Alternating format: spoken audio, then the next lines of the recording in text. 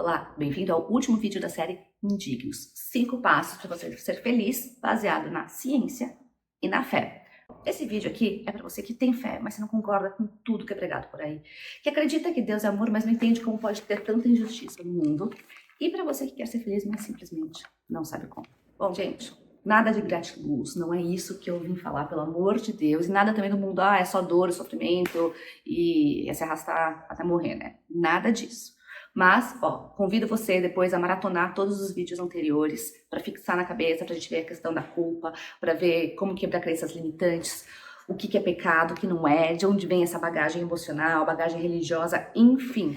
Eu sou Estela Rossato, especialista em psicologia positiva e neurociência, pesquisadora independente da Bíblia, dos mistérios da fé e agora uma estudante oficial de teologia. Bom, não deixe de deixar o seu like, se inscrever no canal caso você ainda não seja inscrito e depois vamos maratonar a série inteira. Agora, vem comigo. Olá, bem-vindos ao último vídeo da série Indignos. 5 passos para você aprender a ser feliz através da fé e da neurociência. Nesse vídeo, eu quero te ajudar a interpretar, a ressignificar, né, as situações da vida, sejam elas boas ou ruins. Eu acho que esses 5 passos não são os 5 tiques que você vai dar e falando, não, estão prontos, né? São 5 passos que você vai ter que ir treinando o seu cérebro constantemente, conforme a vida vai acontecendo, para então ele conseguir começar a fazer sozinho, né? Tudo uma questão de treinamento. Bom, pensa num peixe no aquário. Seu cérebro é aquário, você é o peixe que você vive dentro do seu cérebro, né? Se a água do aquário está suja, né? O peixe fica doente. E o peixe doente, não adianta você tratar o peixe dentro da água suja. Você precisa tirar esse peixe e passar ele para o aquário com água limpa, né? E como que você vai limpar essa água? Bom, se você está simplesmente trocando de aquário, você vai, né? Troca, põe na água limpa, ok. Uma vez na água limpa, não adianta você voltar a jogar sujeiras, permitir sujeiras. Você tem que limpá-lo constantemente. Você precisa alimentar o peixe, ele tem os nutrientes certos, né? Cada peixe com a sua quantidade de nutrientes, assim como cada pessoa tem um DNA, né? Cada tipo de peixe vai ter o seu também. Então você precisa sustentar esse peixe para ele se manter vivo e saudável. Supondo que não esteja num aquário, que ele esteja num lugar de água corrente, um lago. Você não vai esvaziar o lago, né? Como que você vai fazer? Você vai começar a jogar água limpa cada vez mais, para ir drenando aos poucos a água suja até que toda a água seja limpa. A água limpa ela precisa fluir. E como que a gente faz isso? Como que a gente dá vitamina para o peixe? Como que a gente alimenta o peixe? Como que a gente tá com a água limpa? Ou mantém a água limpa, né? Constantemente a gente tem que tirar as impurezas e nós temos que reforçar o que há de bom. Não adianta a gente ficar só caçando o que tem de ruim. Não adianta a gente ficar só querendo limpar o aquário e não dar o alimento, não dar a vitamina, não colocar decoração lá pro peixe, né? A casinha, as algas, enfim. Então, é todo um ecossistema que precisa ser cuidado. Não adianta só acabar com as enfermidades. Não adianta só organizar, só acabar a sujeira. Nós precisamos também alimentar e investir. Deu para entender?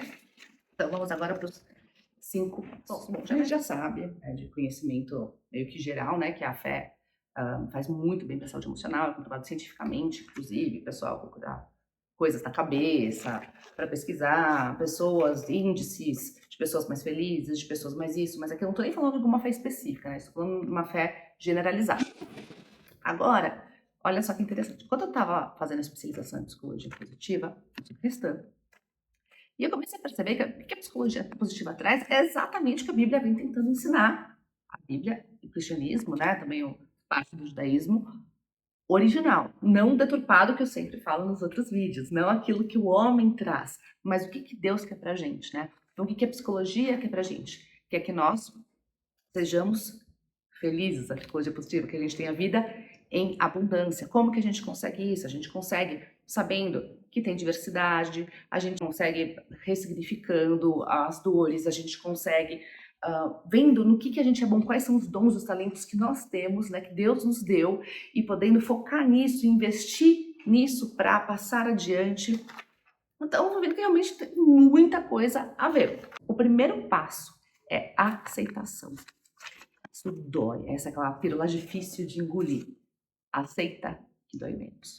Como já dizia a Bíblia, no mundo tereis aflições. Não tem uma pessoa que não tem dor nesse mundo. Não tem uma pessoa que não vai sofrer muito desse mundo.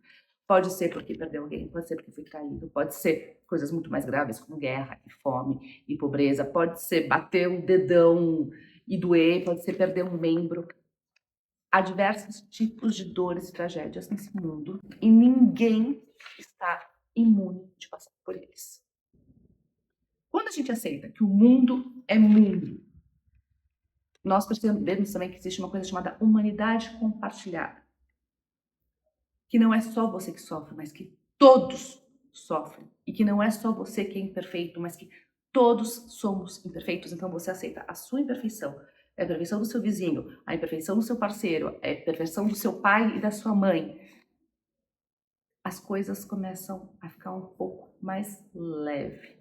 Então toda essa mistura de dor e de imperfeições e limitações que nós temos, nós somos de aceitação. Essa humanidade compartilhada, né, no sentido de dor, mas também de imperfeições, a Bíblia chama de pecado.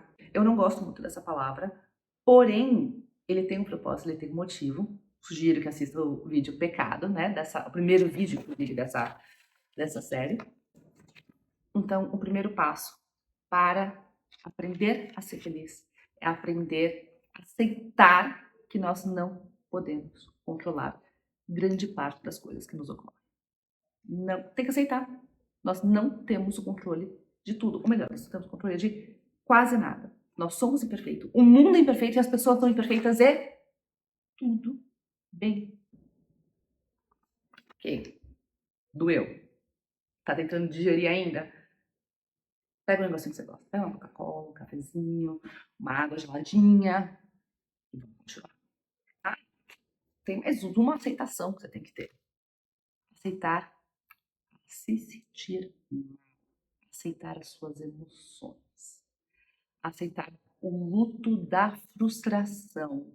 Você não tem que estar feliz o tempo todo. Você não tem que estar sorrindo o tempo todo. Você não tem que estar em um momento de felicidade, euforia. Na felicidade no sentido de euforia o tempo todo, porque isso não existe. É aceitar também que na vida a gente tem sentimentos bons e sentimentos ruins. Quando tem os ruins, senti-los, porque quanto mais a gente abafa, mais ele cresce. Parece que é adubo para o sentimento ruim. Então, aceitar o sentimento ruim, chorar o que tem para chorar. O luto ele é muito importante quando nós estamos tristes, o luto de uma ilusão que não ocorreu, ou de um desejo, ou de um sonho que nunca mais vai poder ser realizado, seja qual for o motivo. Então, aceitação. Passo 2. Gratidão. Acabei de falar de aceitação, de aceitar o que é ruim, aceitar, chorar, e agora estou falando de gratidão, né? Você tem que ser grata ou tenho que chorar? O que eu tenho que fazer? O choro dura uma noite, mas a alegria vem pela manhã. Isso também é bíblico. Quando a gente chora, a gente se permite sentir, a gente pode ir curando e tratando. E daí, quando entra a gratidão, eu vou te falar de 2 tipos de gratidão. A gratidão imposta e uma gratidão fluida. A gratidão fluida, poucas pessoas nascem com ela, muitas pessoas conseguem aprender. Então, primeiro que a gente tem a gratidão imposta. O nosso cérebro, como é que funciona? Quando a gente está no meio social, a gente tem a nossa casa, a gente tem a cultura, a gente tem a nossa família, né? Nossa sociedade. E a gente está crescendo, o nosso cérebro vai fazendo ligaçõezinhas, são as sinapses. Essas sinapses é como assim, se você vai entrar numa floresta, ela vai fazendo, tem as trilhas. Então, o nosso cérebro tem as trilhas de como você vai se sentir de acordo com algo que acontece na sua vida. Você vai se sentir feliz, você vai se sentir triste, você vai se sentir indiferente, você vai sentir raiva, culpa, vergonha. Tudo isso, seu subconsciente já vai fazendo por coisas que aconteceram na sua vida que você não lembra. Coisas muito subjetivas, muito no seu subconsciente. Ok. Então, a gente tem essas trilhas. Se nós estamos acostumados a reclamar, a ver o mundo de uma maneira mais triste, seu cérebro sempre vai fazer esse caminho. Aí que entra a gratidão imposta. O que você vai começar a fazer? Você vai começar a agradecer, mesmo quando você não quer. Quando você for começar a reclamar, de falar, nossa, como tá calor hoje, coisa, você vai falar, nossa, olha que brisa gostosa, mas olha o céu que bonito, né? Fica tão mais bonito quando tá assim. Olha as plantas, olha, putz, ainda bem que tem ar-condicionado, ou ainda bem que eu já saí do ônibus cheio. A gente vai começar a focar nas coisas boas que aconteceram e se lembrar. Outra coisa que é legal, quando você tem algum momento que, lapsos, de felicidade, você tenta gravar isso. Eu gosto de, às vezes, falar para o meu cérebro assim, ó, tira uma foto disso, ou não esquece disso. Mas como vai esquecer depois? Ele teve um check para ir pro meu subconsciente de gratidão, de alegria, de você comer um negocinho mais gostoso, sabe? Uma água gelada quando tá muito calor, de tirar o sapato. São coisas que a gente que a gente passa tão desapercebido, né? Que a gente dá valor quando a gente não tem, né? Bom respirar. É tão bom respirar, a gente esquece disso. A não ser que a gente só lembra quando fica gripado, né? Mais ou menos isso. Então, começar uma gratidão imposta para tentar refazer o caminho da sua mente. E por que muitas vezes a gente usa no medicamento também? Para tentar forçar essa outra trilha. Então, muitas vezes o tratamento psiquiátrico, que é extremamente importante em várias ocasiões, ele redesenha a trilha do seu cérebro com a ajuda do tratamento psicológico. Por isso que eu não falo, nunca é só remédio, né? A gente tem que ter um a mais. Para fazer uma nova trilha, para manter essa nova trilha mesmo depois que tirar a medicação, entendeu? Para fazer de um jeito que você realmente se sinta mais realizado, mais feliz. Porque existe outra coisa que chama felicidade basal. Nosso cérebro, como tem esses caminhos, não importa se você ganha na Mega Sena ou se você vai para o fundo do poço. Ele sempre vai equilibrar, ele vai ter o pico ou o vale e depois ele vai voltar a sentir o que como você é geralmente, né, o mediano. Então, não são as circunstâncias, é como de fato você vê a vida. E na Bíblia diz, né, Deus diz que o único sacrifício que ele aceita é sacrifício de louvor, né? Porque nada mais é do que gratidão. Olha a coisa mais chata você ver com uma pessoa que reclama o tempo inteiro. Eu sou mãe, minha esposa. Cara, tem dia que meus filhos só reclamam. Eu me sinto o cocô do cavalo do bandido. Parece que nada que eu faço é o suficiente, drena completamente as minhas energias. Aí fico pensando muito em Deus, sabe? Quando a gente reclama muito, Deus fala, cara, que pessoa chata, nunca dá nada, tá bom o suficiente. E tem até uma passagem que, eu dou muita risada em Provérbios, eu vou ler, porque eu já vi isso muito, né? Diz assim, melhor é morar numa terra deserta do que com uma mulher rixosa e iracunda, ou com uma mulher que reclama muito, né? É um provérbio antigo de casar com uma mulher reclamona. Claro que isso não se aplica apenas a mulheres, a homens também, quando o marido reclama muito é um saco. Então, vamos ser gratos, treine seu cérebro a ser grato. Seja grato com Deus, pensa como deve ser chato ter um serzinho que acorda o tempo todo só pedindo, reclamando, porque tem que a maioria de nós vivemos. E uma coisa que eu tento fazer é o seguinte, eu agradeço, tento, na hora de dormir, agradecer por tudo que me aconteceu no dia. Uma vez me falaram uma coisa, eu fiquei meio até assustada, né, e quase um pouco de toque, né, de falar, meu Deus, isso aconteceu, impossível, mas eu sempre penso, e se no dia seguinte eu só tiver aquilo pelo qual eu agradeci?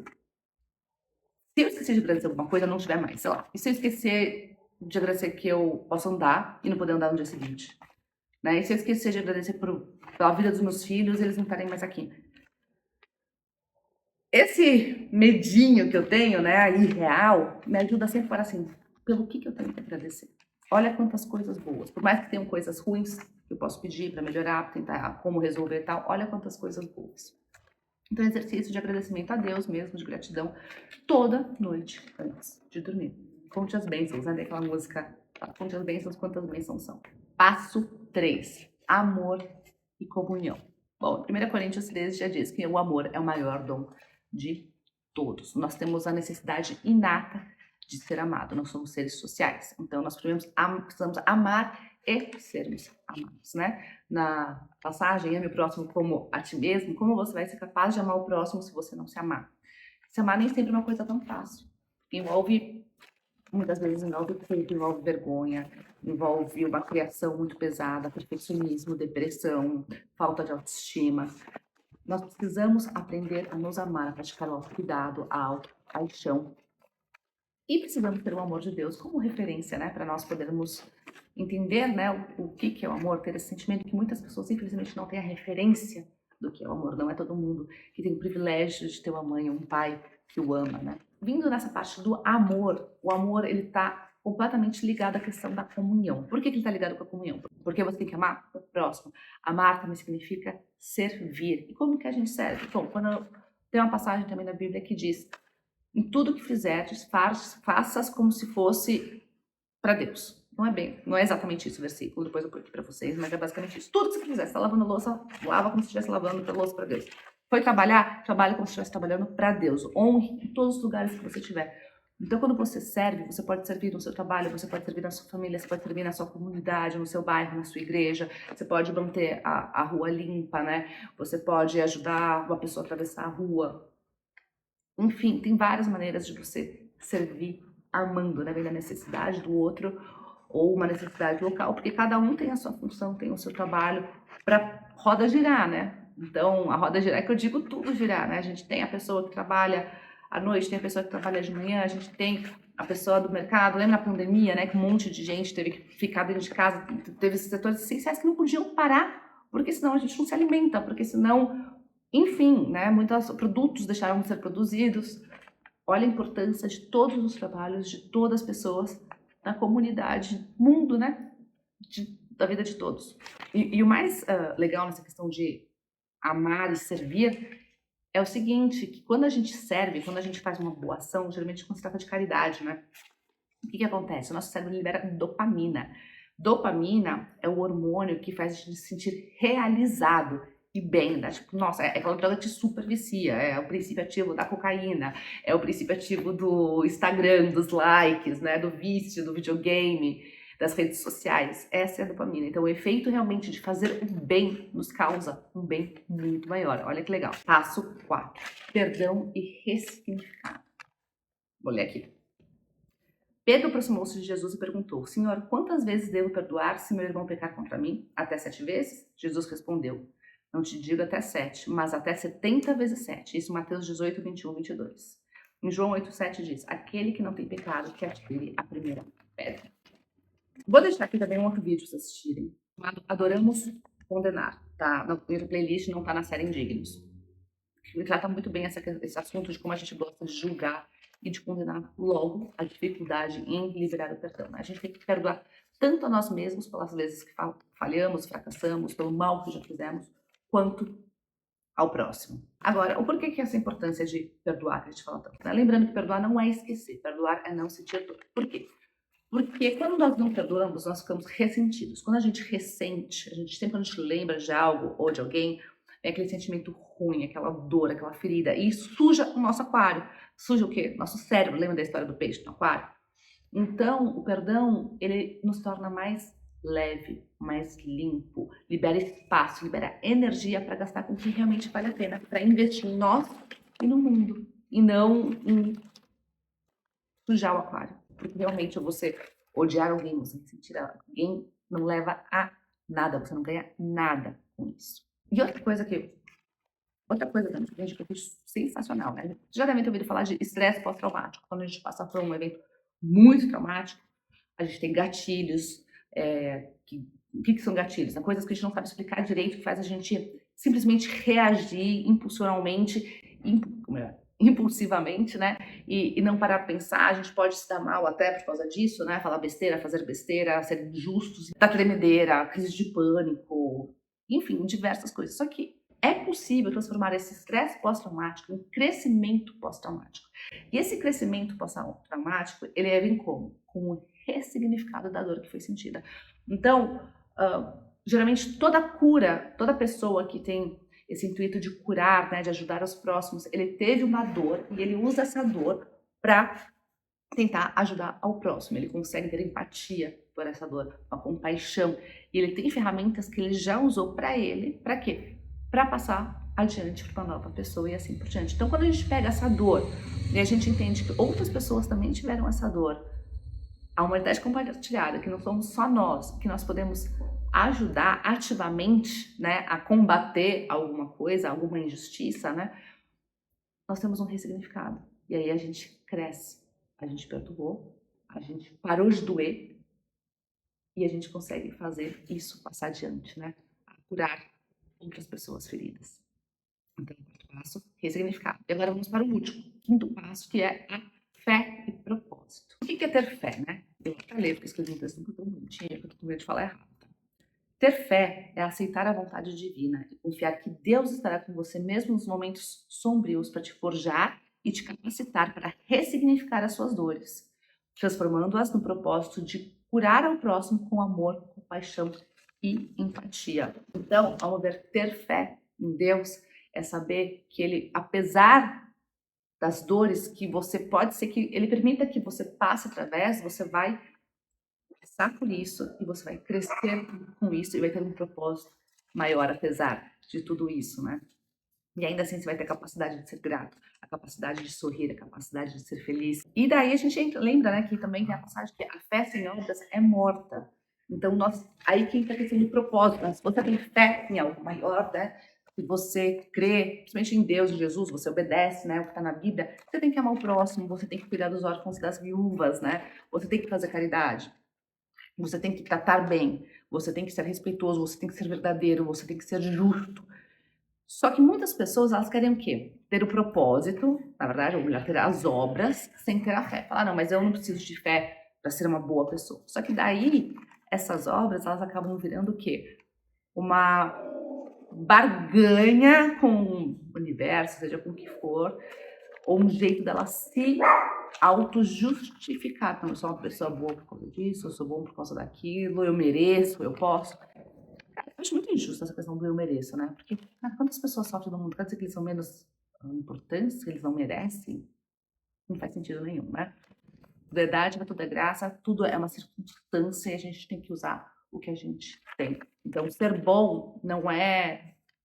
E fazer o bem tem que ser um propósito de vida, porque Deus nos amou primeiro, para a gente poder amar, né? Um estilo de vida. Isso não quer dizer que você vai ter privilégios porque você é bonzinho ou muito legal, ou que você vai comprar a sua salvação, que você vai reencarnar melhor, ou que, enfim, você vai para o céu, ou seja qual for a sua fé. Recapitulando, nós podemos treinar o nosso cérebro para sermos mais felizes, mesmo em meio à dor. Nós temos uma humanidade compartilhada. Todos somos imperfeitos e únicos e tudo bem. E os 5 passos para aprender a ser feliz são: 1. Aceitação. 2. Gratidão. 3. Amor com comunhão. 4. Perdão com ressignificado. E 5. Fé com propósito. E nesses 5 passos eu vou montar aqui, vou deixar para vocês a palavra ágape, que nada mais é do que um amor divino, um amor de Deus, um amor transcendental, sem interesse próprio. Espero que tenham gostado. Um grande beijo, Deus abençoe e até a próxima.